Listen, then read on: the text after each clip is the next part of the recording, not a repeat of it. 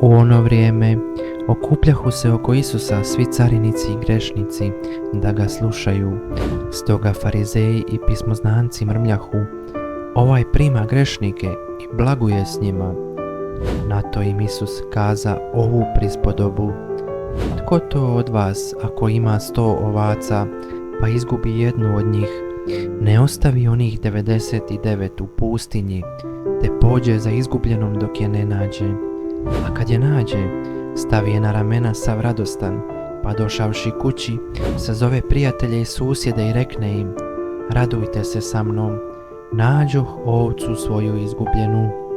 Kažem vam, tako će na nebu biti veća radost zbog jednog obraćena grešnika, nego li zbog 99 pravednika kojima ne treba obraćenja.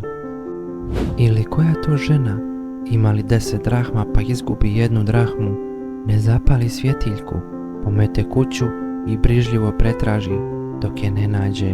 A kad je nađe, pozove prijateljice i susjede, pa će im: radujte se sa mnom, nađoh drahmu što je bijah izgubila.